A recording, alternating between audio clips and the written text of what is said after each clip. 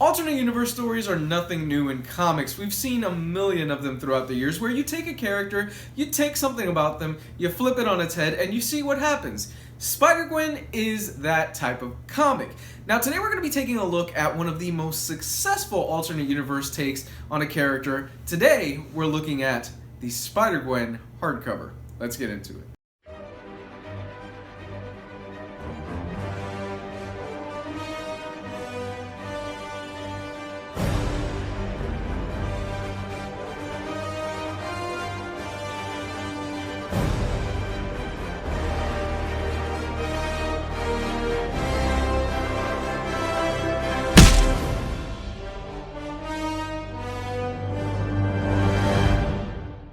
Taking place on Earth 65, Spider-Gwen centers on the character of Gwen Stacy. For those of you out there that don't really know who the character of Gwen Stacy is, maybe you're just getting into Spider-Man. Gwen Stacy is Peter Parker's first love interest. Yes, he had a love interest other than Mary Jane at one point.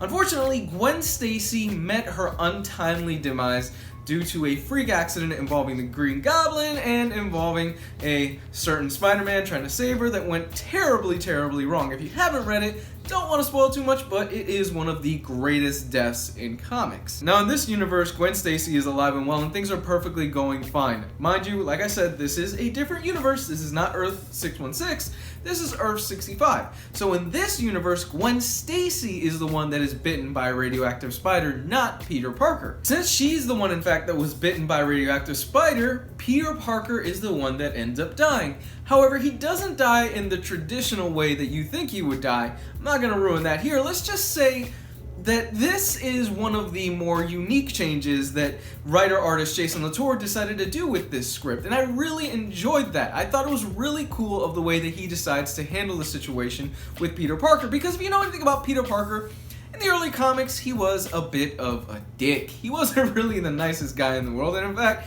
he kind of was one of those nerds where he rubbed his nose up against the dumber jocks, and he really wasn't well liked for a lot of reasons other than just being a nerd. First things first, I absolutely love the character of Gwen Stacy. I think she is an awesome introduction into the Spider-Verse event that this book spins out of. I think she was amazingly well written and is a fun character, and really it's a genius take that I can't believe nobody thought about doing. You take Gwen Stacy and you do a what if story, and it was so popular that it was one of the few books that spun out of Spider-Verse that got its own ongoing series. So you've heard me mention Spider-Verse. You're probably wondering, do I need to read Spider-Verse to enjoy this collection? No, you absolutely do not. Should you read Spider-Verse? Yeah, I think it's actually a really fun event overall, and it brought us this character. Plus, it gave us Spider-Punk, and Spider-Punk, pretty badass. What's also really cool about this story is that there are also little changes done to very popular Marvel characters, one being Daredevil. Oh man, wait till you see what Jason Latour does with the character of Matt Murdock. I loved it. It was a brilliant alternate take. And there's also characters like the Punisher, Vulture, things like that. They all have their own unique little twists and own unique little moments inside this book that make them different from the Marvel 616 universe. So much so that I actually prefer this universe in certain ways over the mainline universe. Jason Latour's scripting here is fast and well paced, and I absolutely love it. Seriously, if you've not read Southern Bastards, he is a co-author on that. You are missing out on one of the best Image comics on the stands, and this to me is one of the best Marvel books on the stands. I love Spider-Gwen. It's such a fun story. It's really filled with teen angst, and it really harkens back to the day of what it's like to be a teenager and to be a superhero and trying to hide your secret identity from your father, who in this case is still alive and happens to be a cop. So right there you have a whole series of personal dramas that you have to deal with. On top of that, she is the leader of her own personal band. Really, really great stuff. Little touches like that are what make this book one of the most standout titles for me in the Marvel Universe. At this point, you're probably wondering, hardcover, shut up and just jump into the special features. What does this thing include that is not included in the trades? Well, let's take a look. Okay, so if this is your first time checking out this channel, what I do is that I actually go inside the book and show you what you guys are getting as an overall package. First things first, love this. Love this, love the design of the book. Underneath the dust jacket, so cool. So awesome. So check that out. And of course, I know some of you want to see the spine. You know, your standard Marvel spine, all that other stuff. Little Gwen Stacy back there.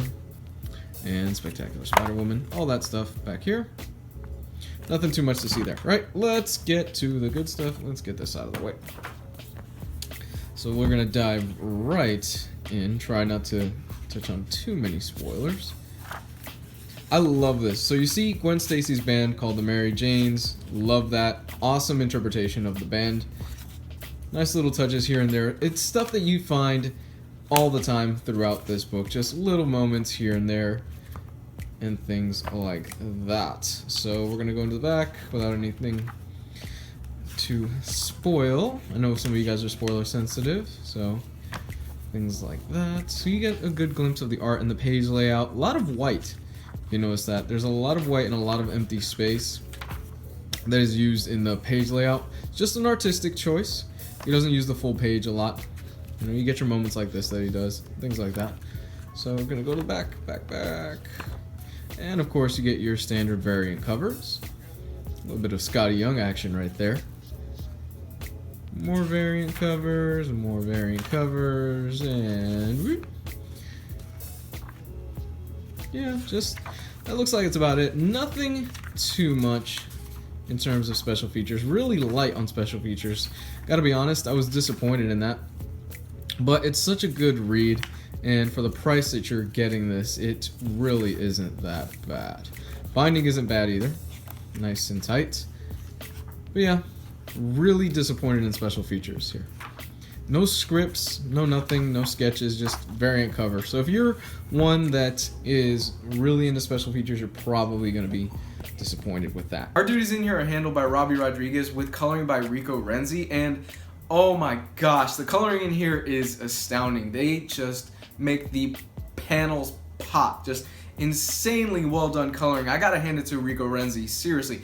Really great job, sir. Robbie Rodriguez's pencils are complemented perfectly. I think honestly the coloring is what really makes this book stand out, because in an industry that's full of washed out drab colors, the coloring here is astounding, and it's a breath of fresh air. It harkens back to a time when comics were vibrant, when they were fun, when they were energetic, and I love that. It's got kind of a punk rockish style to it, and I can't get enough of it. Admittingly, I've read a lot of people online saying that they can't get into the book because the art style isn't for them. I happen to love this style. I think it fits the tone of the book perfectly well, and it complements it in the best way possible. However, I do admit, might not be for everybody. This is a book that is a hell of a lot of fun. For the most part, it's outside of the main Marvel continuity.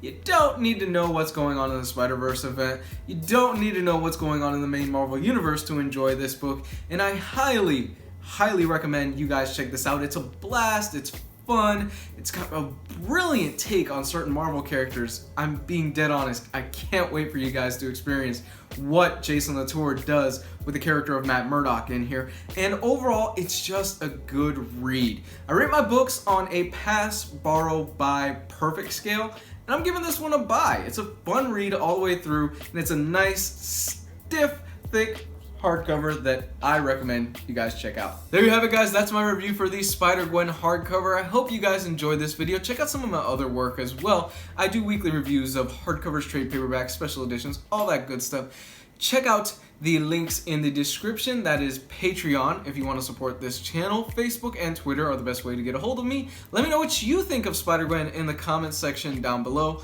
I love you guys. Have a great week. Bye.